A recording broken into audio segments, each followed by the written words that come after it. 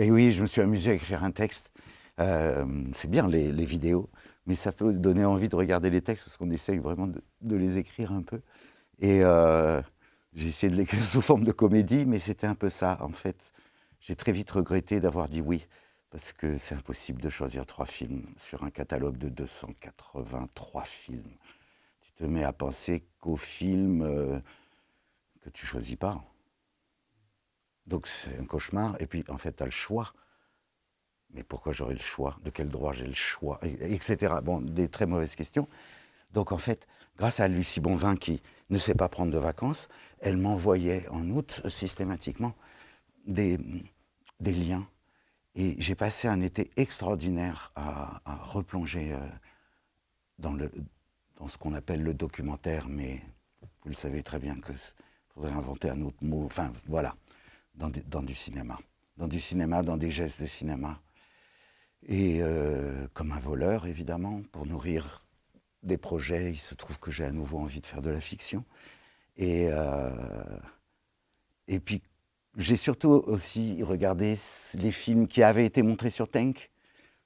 Les enlever, je me suis dit, c'est peut-être pas la peine de prendre un film de Jean Rouch, de Godard, de Van der Keuken, enfin des films, ou de Avi Mograbi, enfin voilà, des cinéastes, ou de Claire Simon, qu'on peut facilement, assez facilement voir si on en a envie. Et du coup, j'ai fait des découvertes, quoi. C'est-à-dire que je ne connaissais pas, par exemple, Eric Powell. Je ne connaissais pas. Et on l'a montré le mois dernier ici. Et la tête des gens après, ça a marché, quoi. C'était un pari parce que le film dure 3 heures. Et a priori, il n'y a rien, puisque c'est des films rêvés.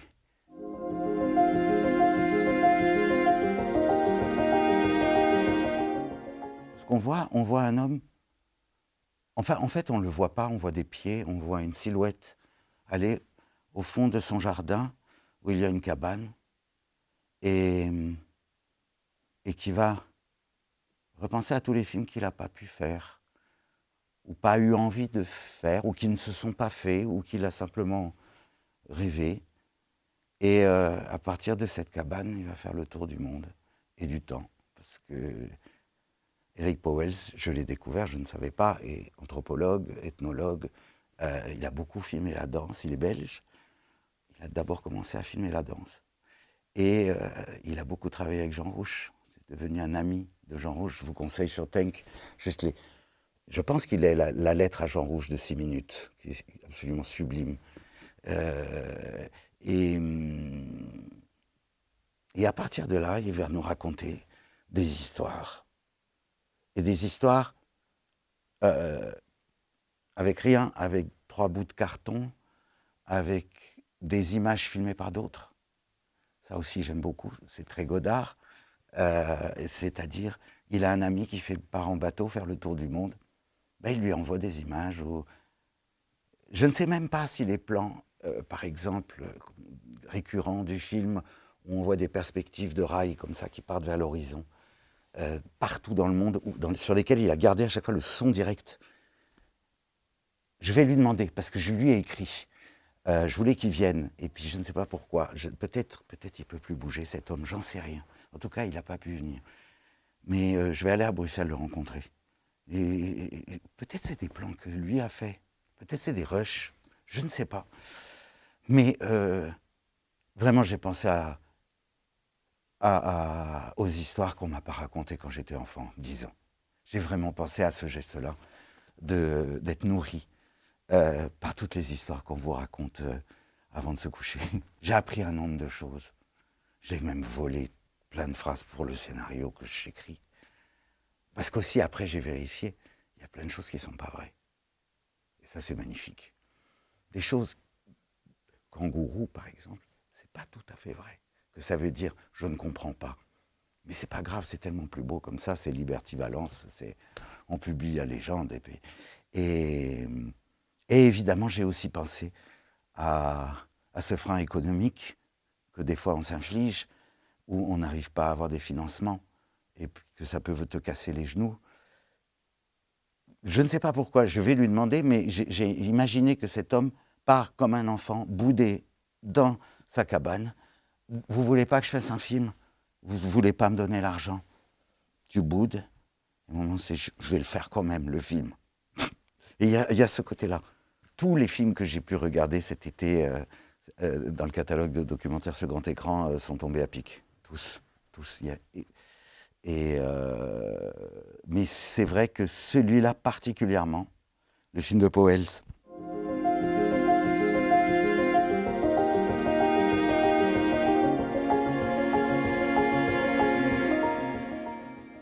oui, j'ai écrit beaucoup, et ça m'a paru obscène de parler du film avant que les gens le voient. En fait, les mots n'avaient pas de sens. C'est un film, je suis tellement heureux de le voir sur grand écran avec Jean-Pierre Duret et Andrea Santana ce soir-là. Et je suis très heureux de les écouter parler, de pouvoir les inviter, ça c'est merveilleux. Et je ne sais même pas comment ils ont fait ce film. J'essayais d'imaginer, j'étais parti encore une fois sur le hasard.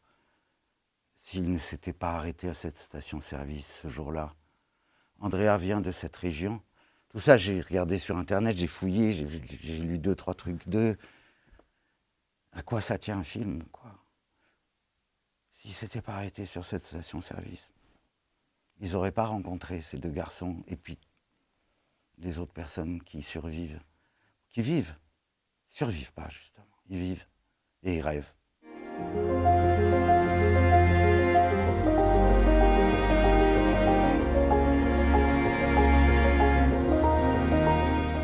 C'est déchirant et c'est aussi tellement... C'est les dispositifs de Dominique qui sont, que ce soit dans ses films de fiction, que ce soit dans ses journaux filmés, seule, où elle filme seule, que ce soit avec Hélène Louvard, la chef opératrice. Et là, dans celui-là, j'ai envie de demander à Dominique qui a eu l'idée de passer des deux côtés. Est-ce qu'elle avait imaginé son film uniquement côté client ou côté guichetier? Et ce qui est sublime dans le film, c'est ça. Avec j'allais dire, ce gardien qui est le philosophe clochard de l'entrée. Il y a dans les silences des guichetiers. Et évidemment, on parle tout le temps du service public, des lieux.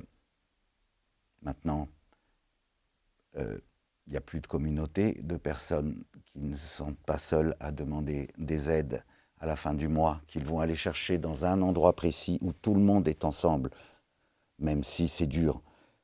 Maintenant, c'est le désert numérique. Donc, tu ne sais pas. Tu es encore plus seul, tu ne sais pas. Tu as sûrement encore plus honte, c'est encore plus anonyme. Enfin, voilà, je pensais aussi à ça.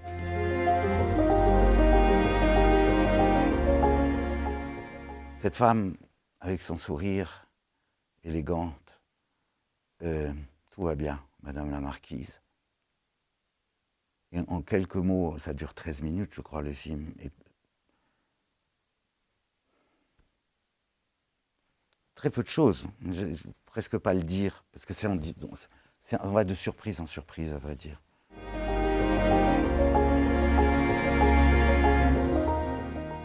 C'est un film, ça doit être vraiment dans ses tout premiers, c'est à la fin des années 80, et Dominique et sa famille sont pieds noirs, comme on dit, ils sont nés en Algérie, et quand, je crois, elle avait 8 ans, elle est revenue en France. Enfin, revenue, non, elle est arrivée en France. Et elle a des questions à poser à ses parents. Et comment tu fais pour poser des questions à tes parents? Et là, donc, elle passe quand même par un dispositif de personnages, de fiction, de mise en scène, de cadre. Et ça, je trouve ça très touchant, très tendre. Voilà, c'est là où Dominique me subjugue dans... Vous avez raison, ça semble des gestes, c'est des intuitions qu'elle a. Je trouvais un autre mot que dispositif qui est froid, mais du geste qui semble vraiment déjà de l'humanité, quoi.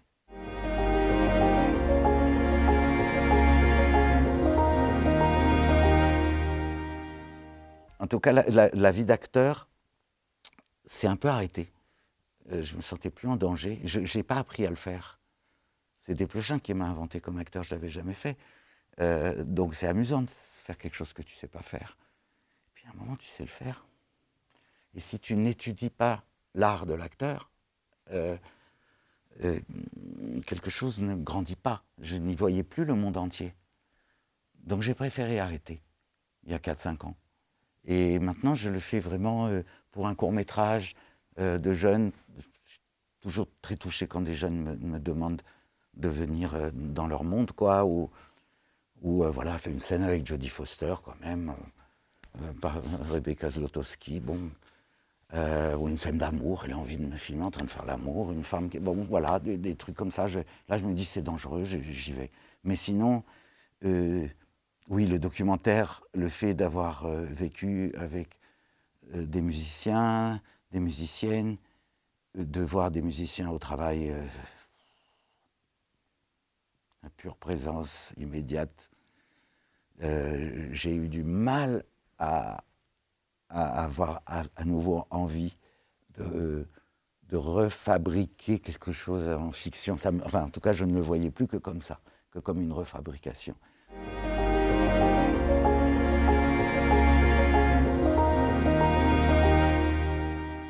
Ceux-là, j'avais pas besoin de les écrire, parce que je les fais tout seul. Je fais le son et l'image tout seul. Ça devait être pour une chaîne de télévision, et puis, en fait, j'ai jamais rendu les dossiers, parce que oui, voilà, faut faire des dossiers. Mais mettre John Zorn dans une boîte, c'était assez compliqué. Donc, en fait, j'ai continué à filmer sans raison, quand la vie faisait qu'on se croisait. Et c'est John Zorn qui a eu l'idée, 6 ans plus tard, de peut-être inclure un film lors de ses marathons musicaux. C'est un musicien extrêmement prolifique qui explore tout, du classique, ça peut être un quatuor à cordes, ça peut être 5 voix de femmes, ça peut être du klezmer, ça peut être du free jazz, tout. Et donc il y a souvent plusieurs formations lors de ces 3-4 jours de marathons musicaux. Et John vient du cinéma, John a hésité à être cinéaste. Anthology Film Archive, le lieu qu'a créé Jonas Mekas, c'est vraiment un lieu mythique pour lui. Et il a eu l'idée, il s'est dit, mais pourquoi pas un film entre 2 sets de musiciens? Et voilà, et donc j'ai appelé Caroline de Tournai, l'extraordinaire monteuse, et on a regardé ce qu'on avait comme rush, quoi. Donc l'écriture, elle est avec Caroline au montage.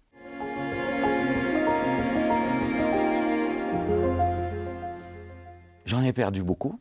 Sur 6 ans, les disques durs, je ne savais pas où il y en avait, ou je ne savais pas où ils étaient. Après, on s'est un peu plus organisé. Mais pas tant que ça. Parce que je ne cherche pas à être en chasse. Je pense toujours à Labarthe. Hein. C'est pour ça que je cite beaucoup dans les textes, mais c'est vrai. Et je ne chasse pas, quoi. Donc, c'est le hasard qui fera qu'on a filmé tel moment plutôt qu'un autre. Et je ne me dis pas, oh, il faudrait absolument que je l'aie à la descente d'un avion ou que je l'aie tel jour à tel endroit. Il n'y a pas de plan de travail, il n'y a pas de... Et il y a tous les moments pas filmés. C'est-à-dire l'amitié, c'est ce qu'on ne filme pas. J'y pense même pas. Quand il me fait une pizza chez lui, je ne vais pas filmer, quoi. C'était vraiment autour du travail, oui, la musique, comment la musique se compose, se joue, se transmet à un interprète, une interprète, notamment le Zorn 3 avec Barbara Hannigan, qui ne sait même pas si elle va être capable de jouer cette musique, de chanter cette musique.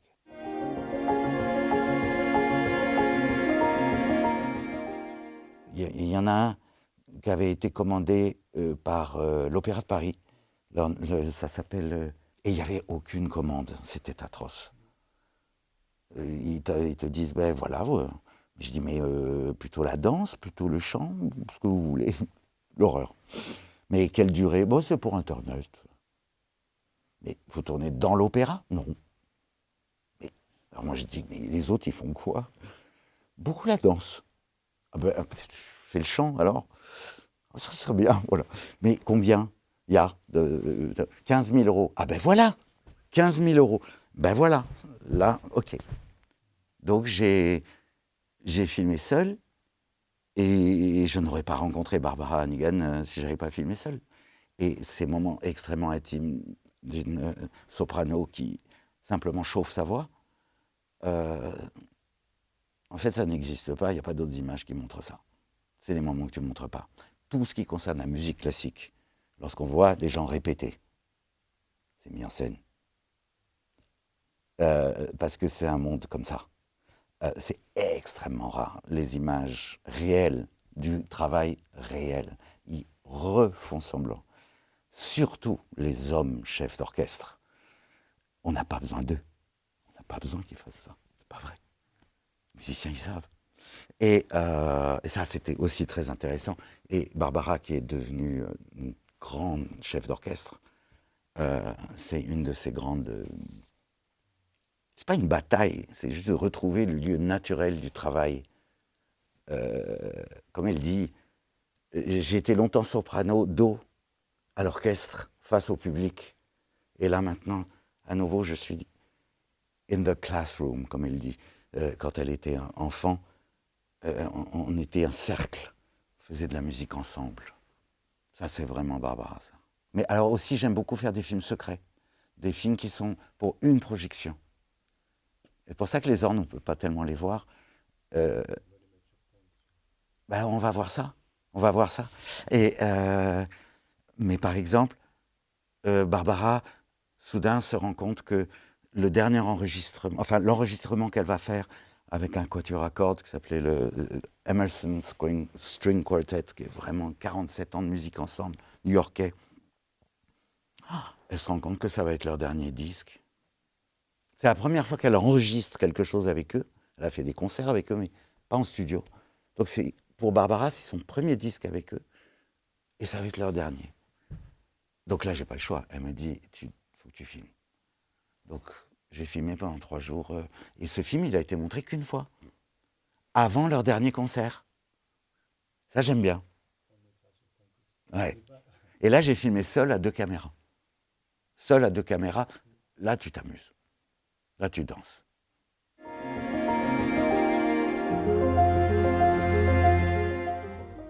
Et là, j'ai regardé le Rossif avec Guitry. Rossif en 57, qui demande à Guitry âgé de commenter des images qu'il a filmées de ses potes en 1913, 1914. Sauf que ses potes, c'est Monet, c'est Anatole France, c'est Octave Mirbeau, c'est stupéfiant.